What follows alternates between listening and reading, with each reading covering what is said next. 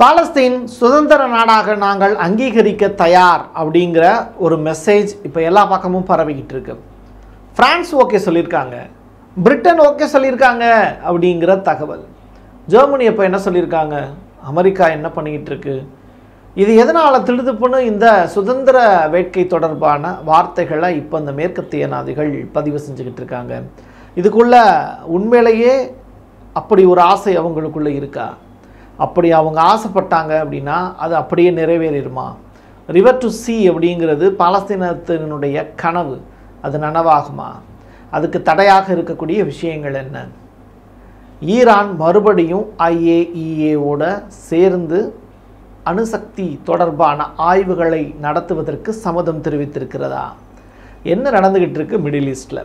வாங்க பார்க்கலாம் உறவுகளை. இது பிரசாத் சிக்னேச்சர். நீங்கள் ஒரு ஜேர்னலிஸ்டா இல்லை நியூஸ் ரீடரா வரணும்னு ஆசைப்படுறீங்களா?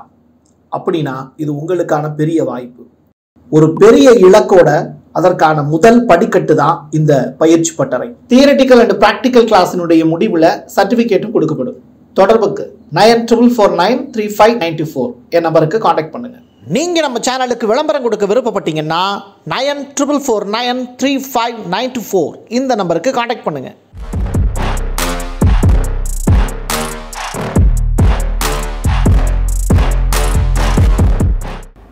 டெல் அல் ஹவா இப்போ நீங்கள் பார்த்துட்ருக்கீங்களா ஒரு இமேஜ். இது ஒரு லேடி ரிப்போர்ட்டருடைய புகைப்படம். இவங்க கொஞ்ச நாளைக்கு முன்னாடி ஈரான் இஸ்ரேல் வார் நடந்ததில்ல, 12 days வார். அப்போது ஈரானை அடிக்க முடியாமல் இஸ்ரேல் தோற்று போய் பதிலுக்கு காசா மக்கள் மீது டைரக்டாக துப்பாக்கிச்சூடு நடத்தினாங்கல்ல. அந்த டயத்தில் அந்த லேடி ஜேர்னலிஸ்ட் செய்தியை திறம்பட கொடுத்துட்டு இருந்தாங்க. அல்ஜசீரா மாதிரியான செய்தி சேனல்களில் அதிகமான அளவில் பாலஸ்தீனத்தினுடைய செய்தியாளர்கள் அதிகமான அளவில் பங்கேற்றாங்க. அதுக்கு பிறகு அதே சேனலில் தான் அதிகமான பேர் இறந்தும் போயிருந்தாங்க அப்படிங்கிறது தான் கூடுதல் தகவல். இப்படி இருக்கக்கூடிய நிலையில் அந்த லேடி ஜேர்னலிஸ்டினுடைய மரணமும் இப்போ நடந்திருக்கு. அவங்க கொஞ்ச நாளைக்கு முன்னாடி போட்ட பதிவையும் உங்கள்கிட்ட நான் சொல்லிடுறேன். நான் எப்போனாலும் இறந்து போவேன், என்னை IDF வீரர்கள் எப்போனாலும் வீரர்கள்னு கூட சொல்லலை, இஸ்ரேலை சேர்ந்தவங்க என்னை எப்போனாலும் கொலை செஞ்சுருவாங்க, பட் நான் சாகிறதுக்கு அஞ்சக்கூடிய ஆள் கிடையாது, நான் என்னுடைய மண்ணுக்காகவும் மக்களுக்காகவும் சாகிறேன் அப்படிங்கிறத பெருமை பொங்க சொல்லியிருந்தாங்க. அவங்களுக்கு குடும்பம் இருக்குது, குழந்தைகள் இருக்காங்க, கணவர் இருக்காங்க, அவங்களுடைய ரிலேஷன் இருக்காங்க, எல்லாமே ஒரு அடுக்குமாடி குடியிருப்பில் இருந்ததாக ஒரு தகவல் வெளியாகுது. அந்த இடிபாடுகளுக்கு இடையில் அவங்க அந்த ஃபஸ்ட் ஃப்ளோர்லேயோ செகண்ட் ஃப்ளோர்லேயோ அந்த இடிபாடுகளுக்கு இடையில் வாழ்ந்திருக்காங்க. ஸோ ஒரு ஜேர்னலிஸ்டினுடைய இருப்பிடம் அதன் மீது தாக்குதல் நடத்தக்கூடாது. இது போருக்கான முதல் தத்துவம் தான். அதை இஸ்ரேல் மீறிடுவாங்க, எப்பயுமே அதை செய்வாங்க. ஏன்னா அவங்க கொலைகாரர்கள், நெதன்யாகு மாதிரியான இனப்படுகொலையாளர்கள் தொடர்ச்சியாக அந்த வேலையை செய்வாங்க. International criminal court of justice கூட அதை பலமுறை கண்டிச்சிருக்கு. உலக அளவில் ஜேர்னலிசத்துக்குன்னு சங்கம் இருக்குது, அவங்களும் கண்டனம் தெரிவிச்சிருக்காங்க. எது நடந்தாலும் அதை பற்றி எங்களுக்கு கவலை இல்லை, எங்கள் பின்னாடி அமெரிக்கா இருக்குதுன்னு சொல்லிட்டு இன்றைக்கி அந்த லேடி செய்தியாளருடைய குடும்பம் சதைச்சிட்டாங்க. டோட்டலாக அந்த பில்டிங்கையே சதைச்சு அவங்க இங்கே இருந்த அவங்களுடைய ஒட்டுமொத்த குடும்பமும் காலி. சின்ன சின்ன குழந்தைகள் முதற்கொண்டு இறந்து போயிருக்காங்க அப்படிங்கிற செய்தி வேதனையோடு ஒரு செய்தியாளராக நான் பதிவு செய்கிறேன். காஜா கல்லாஸ் இந்த லேடியை பற்றி உங்களுக்கு தெரியும். இவங்க யூரோப்பியன் யூனியனுடைய கொள்கை பரப்பு செயலாளர்னே வச்சுக்கோங்களேன்.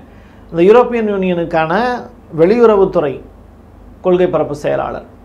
அப்படிப்பட்டவங்க சைடில் இருந்து ஒரு ஸ்டேட்மெண்ட் ஒன்று வருது. ஹிட்லரை போல நெதன்யாகு செயல்படுகிறார், ஹிட்லரை விட மோசமான நடவடிக்கையில் வரலாற்றில் இடம் பிடிக்கக்கூடிய ஒரு நபர் யாராக இருப்பார்னா இஸ்ரேலுடைய பிரதமர் நெதன்யாகு தான். சின்ன சின்ன குழந்தைகளை கொலை செய்கிறதுல அவருக்கு என்ன திருப்தி கிடைக்குதுன்னு தெரியல. பசியோடு இந்த குழந்தைகள் இறந்து போகிறத பார்த்து நெதன்யாகு எப்படி சிரித்து சந்தோஷமாக இருக்காருன்னு தெரியல. இது ரொம்ப ஆபத்தான ஒரு விஷயம். உலகத்தில் இப்படி ஒரு அக்கிரமங்கள் நம்ம வாழக்கூடிய காலங்களில் நடந்துக்கிட்டு இருக்கு அப்படின்னு வேதனையோட காசா இந்த காஜா அப்படிங்கிற லேடி காசாவை பற்றி பதிவு செய்கிறாங்க. இதெல்லாம் படிச்சுக்கிட்டு இருக்கக்கூடிய அந்த நேரத்தில் ஒரு மனதுக்கு ஒரு நெருக்கமான ஒரு செய்தி ஒன்று வெளியில் வருது. அது என்னென்னா, பிரான்ஸ் முழுவதுமாக நாங்கள் முழு மனதோடு ஆதரிக்கிறோம், எதை, பாலஸ்தீனத்தினுடைய சுதந்திரத்தை ஆதரிக்கிறோம் அப்படிங்கிறது செய்தி.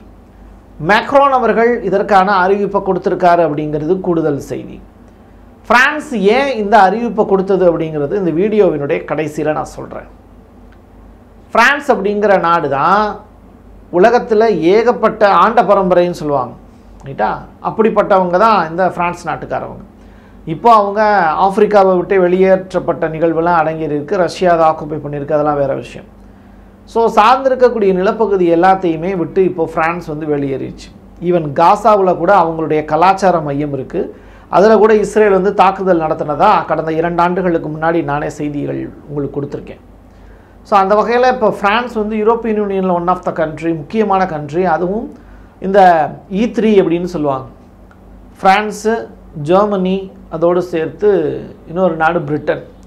இந்த 3 நாடுகளும் என்ன முடிவெடுக்கிறாங்க அப்படிங்கிறத உலக நாடுகள் ரொம்ப உன்னிப்பாக கவனிப்பாங்க.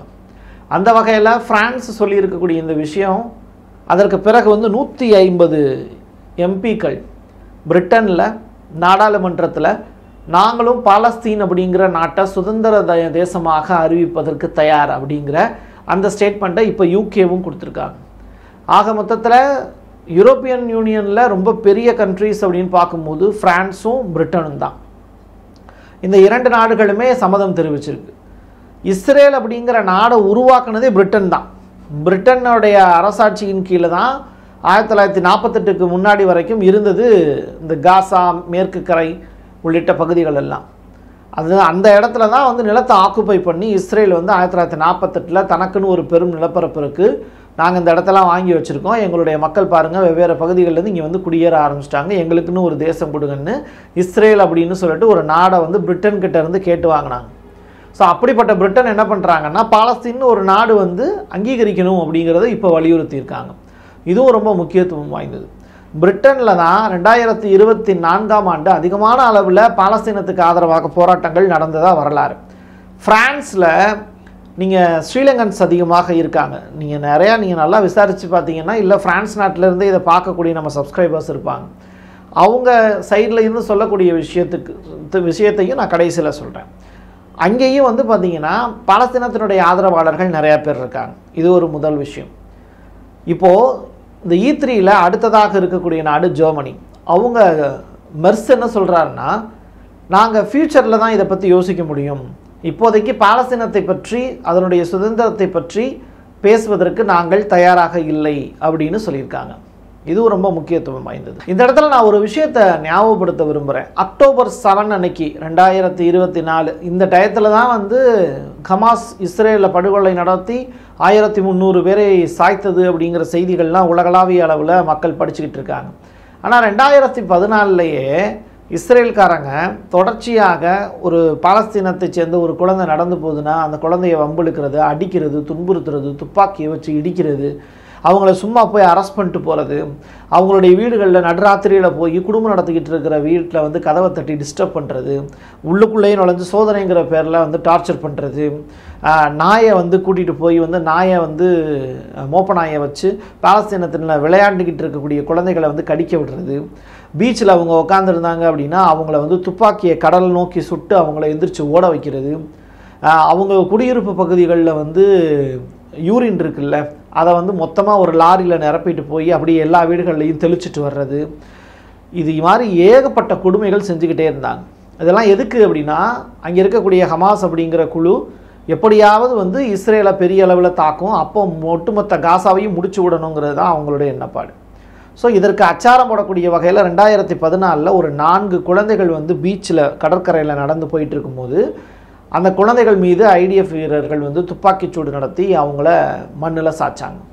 அப்போது அந்த குழந்தையினுடைய அப்பா வந்து அந்த தூக்கி சுமந்துட்டு போகும்போது அழுதுகிட்டே போகிற காட்சிகள் வந்து இன்னமும் புகைப்படமாக ட்விட்டரில் இருக்குது. ஸோ இந்த மாதிரியான ஈவெண்ட்டெல்லாம் நீங்கள் பார்க்கும்போது நீங்கள் வரலாறு தெரியலன்னு சில கூமுட்டைகள்லாம் கடந்து கதறிக்கிட்டு இருக்குங்க. அந்த கூமுட்டைகளுக்கு சில விஷயங்களை நம்ம சொல்லி புரிய வைக்க வேண்டியது இருக்குது. முட்டை அப்படிங்கிறது வந்து ஒரு குறிப்பிட்ட காலம் வரைக்கும் தாங்கிட்ட இருக்கக்கூடிய அந்த கருமுட்டையை வந்து நல்ல ஒரு கோழியாக இருந்ததுன்னா அதை அடகாத்து ஒரு அழகான ஒரு குஞ்சாக வெளியில் பொறிச்சு தள்ளும். இல்லை நம்மளுடைய பயன்பாட்டுக்கு வந்தது அப்படின்னா அது வந்து ஒரு ஆம்லேட்டாக நம்ம போட்டு சாப்பிட்லாம். இதில் எதுக்குமே பயன்படாத ஒரு முட்டைகளுக்கு பேர் தான் கூமுட்டைன்னு பேர். இது நான் வந்து உதாரணத்துக்காக சொல்கிறேன். ஸோ நீங்கள் படித்து சில விஷயங்களை தெரிஞ்சுக்கிறதுக்கு வாய்ப்பு இருக்குது. இல்லை பிறர் சொல்லி காது வழியாக கேட்டு, இப்போ நம்ம சொல்கிறோம் அப்படின்னா காது வழியாக கேட்டு அதில் உண்மைத்தன்மை என்ன இருக்குதுன்னு சொல்லிட்டு 4 புக்கை ரெஃபர் பண்ணி அறிவார்ந்த விஷயங்களை சிந்திக்கிறதுக்கு வாய்ப்பு இருக்குது. எதுவுமே யோசிக்காமல் சங்கித்தனமாகவே வந்து தன்னுடைய மூளையை வச்சு அழுகுன முட்டையாக வாழ்க்கையை கடைசி வரைக்கும் நகர்த்துறது அப்படிங்கிறது இந்த அறிவார்ந்த தமிழ்நாட்டு மக்களுக்கு அழகல்ல. அதை மட்டும் நான் சொல்லிக்கிறேன். இதை விட பெரிய கொடுமை என்னென்னா, காசாவுக்கு போயிட்டு இருக்கக்கூடிய வாட்டர் சப்ளை இருக்குல்ல, அதை வந்து கட் பண்ணுறதுக்கு இஸ்ரேல் என்ன பண்ணுறாங்கன்னா, சிமெண்ட் இருக்குல்ல, சிமெண்ட் கரைசல், அதை வந்து பார்த்திங்கன்னா ஒரு பெரிய புல்டோசர் மாதிரி வச்சுருக்காங்க. அதிலிருந்து அப்படியே அந்த சிமெண்ட்டை வந்து கரைச்சி உள்ளே அனுப்புகிறாங்க. வாட்ரு வந்து அந்த மக்களுக்கு கிடச்சிடக்கூடாதான். அந்த மாதிரியான ஒரு நல்ல எண்ணத்தில் இந்த விஷயங்களை செய்கிறாங்க. இதுக்கெல்லாம் செய்கிறதுக்கு எப்படி ஒரு குரூஷியலான ஒரு மைண்ட் இருக்கிறவங்களுக்கு மட்டும்தான் அந்த மாதிரியான நடவடிக்கையெல்லாம் தோணும். எப்படி இஸ்ரேல் இப்படிலாம் யோசிக்கிறாங்க அப்படிங்கிறதே தெரில. ஆனால் அவங்கள போய் உலகத்தில் அறிவார்ந்த சமூகம்னு சொல்கிறாங்க. உன்னுடைய அறிவு ஆக்கப்பூர்வமான ஒரு விஷயத்துக்கு பயன்படாமல் அழிவை நோக்கி பயன்படுது அப்படின்னா, இதே ஐன்ஸ்டீன் தான் அணுகுண்டு தயாரிக்கிறதுக்கு E=mc² ஒரு விஷயத்தை கண்டுபிடிச்சார். ஆனால் அவர் அதை அணுகுண்டு தயாரிக்கிறதுக்காக கண்டுபிடிக்கலை. ஆனால் அதை எதை நோக்கி இந்த சமூகம் பயன்படுத்துச்சு அப்படின்னா, அழிவை நோக்கி தான் பயன்படுத்துச்சு, ஆக்கப்பூர்வமாக பயன்படுத்தலை. இதுதான் இன்றைக்கி இருக்கக்கூடிய பிரச்சனையே. நம்மக்கிட்ட இருக்கக்கூடிய எக்யூப்மெண்ட்ஸ், நம்மக்கிட்ட இருக்கக்கூடிய திறமை, நம்மக்கிட்ட இருக்கக்கூடிய பணம் எல்லாம் எப்படி செலவிடப்படுது அப்படிங்கிறத நம்ம யோசித்து பார்த்தோம்னா, நம்மளும் இஸ்ரேல்காரங்களா இல்லை நாமளும் ஆறறிவு உள்ள மனிதர்களா அப்படிங்கிறத யோசித்து பார்க்க முடியும். அணுசக்தி உரிமையை ஈரான் ஒருபோதும் விட்டு கொடுக்காது அப்படின்னு அப்பாஸ் அராக்கி ஃபாரின் மினிஸ்டர் சொல்லியிருக்காரு. ஆனால் இதை சொல்லிவிட்டு அடுத்ததாக இஸ்தான்புல்லில் ஒரு மீட்டிங் ஒன்று நடக்குது. அந்த மீட்டிங்கில் ஈரான் போய் பங்களிப்பு கொடுத்துருக்காங்க. அமெரிக்கா சொல்வதை கேட்டு இப்போ மீட்டிங்கில் வந்து அட்டன் பண்ணியிருக்காங்க. பட் வந்து எங்களுடைய யுரேனியத்தை காப்பாற்றுவதற்கு, எங்களுடைய யுரேனியத்தை சரிவற்றுவதற்கு எங்களுக்கு உரிமை இருக்குது அப்படிங்கிற அந்த தார்மீக மந்திரத்தை சொல்வதற்காகத்தான் நாங்கள் இஸ்தான்புல் போகிறோம் அப்படிங்கிற ஸ்டேட்மெண்ட்டையும் ஈரான் சொல்லியிருக்காங்க. பிரான்ஸ் வந்து ஓகே சொல்லியிருக்கு அப்படின்னு சொன்னோம்ல, அதாவது பாலஸ்தீனத்தை ஒரு தேசமாக அங்கீகரிப்பதற்கு ஓகே அப்படின்னு. இது ரிலேட்டடாக யுஎன்எஸ்சியில் போய் அவங்க சொல்லுவாங்களா அப்படின்னு கேட்டால், அமெரிக்கா வந்து அப்படிப்பட்ட விஷயத்தை செய்யாது. அமெரிக்காவும் இஸ்ரேலும் சேர்ந்து இப்போ ஃப்ரான்ஸை மிரட்டியிருக்காங்க. அது எப்படி வந்து இஸ்ரேலுக்கு எதிராக நீங்கள் காய்களை நகர்த்தலாம், பாலஸ்தீனுங்கிற ஒரு தேசம் உருவாவதற்கு எப்படி நீங்கள் ஆதரவு தெரிவிக்கலான்னு இப்போ மிரட்டல் எடுத்திருக்காங்க. யுஎன்எஸ்சியும் சரி, யுஎன்எஸ்சியில் நிரந்தர உறுப்பினர்கள் 5 நாடுகள் தான் இருக்குது இல்லையா? அப்படிப்பட்ட நாடுகளில் ஒன்று தான் அமெரிக்கா. அவங்க நினச்சாங்கன்னா வீட்டோ பயன்படுத்தி ஒரு நாடு உருவாவதையே அவங்களால தடுக்க முடியும். அப்படிப்பட்டவங்க இவ்வளவு நாள் செலவு பண்ணதே பாலஸ்தீனுக்கும் இஸ்ரேலுக்கும் போரை மூட்டி அதன் மூலயமா லாபம் சம்பாதிக்கணும்னு தான் அமெரிக்கா முயற்சி பண்ணுறாங்க. அப்படிப்பட்டவங்க எப்படி ஒரு நாடு உருவாவதற்கு அனுமதிப்பாங்க? அப்படி இருக்கும்போது பிரான்ஸ் நல்ல எண்ணத்தில் தானே பிரசாத் சொல்லியிருக்காங்க அப்படின்னு கேட்கலாம். ஆனால் மேக்ரான் அவர்கள் இதை சொன்னதுக்கு பின்னாடி சில அரசியல் காரணங்களும் இருக்குது அப்படின்னு பிரான்ஸ் நாட்டை சேர்ந்தவங்களே சொல்கிறாங்க. 2027 ஃப்ரான்ஸில் வந்து எலெக்ஷன் வருது.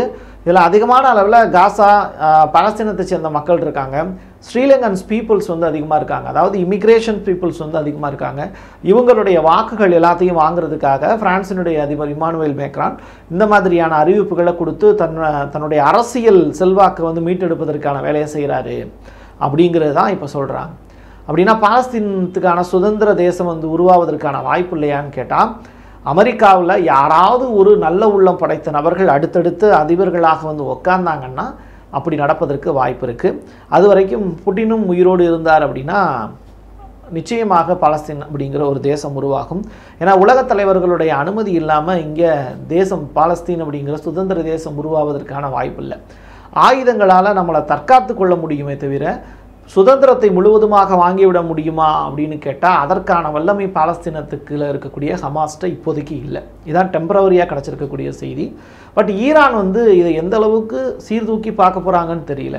இந்த விஷயத்தை சொன்ன உடனே இஸ்ரேல் சைட்லேருந்து சொன்னது, ஈரானுக்கான மற்றொரு பினாமி வந்து பாலஸ்தீனத்தின் புதுசாக ஒரு அரசு உருவாவதற்கான வேலையை செய்கிறீங்களான்னு பிரான்ஸை எச்சரிக்கை வேற கொடுத்துருந்தாங்க.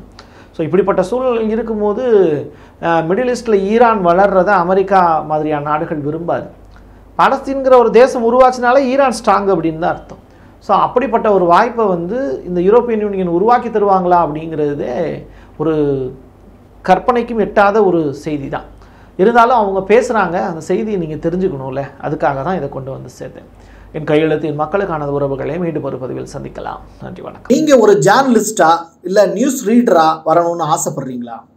அப்படின்னா இது உங்களுக்கான பெரிய வாய்ப்பு.